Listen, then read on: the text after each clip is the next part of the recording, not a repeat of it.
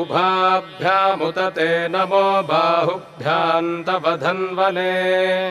परिते धन्वनो हेतिरस्मान् वृणक्तु विश्वतः अथो य इषुधिस्तवारे अस्मन्निधेहितम् शम्भवे नमः नमस्ते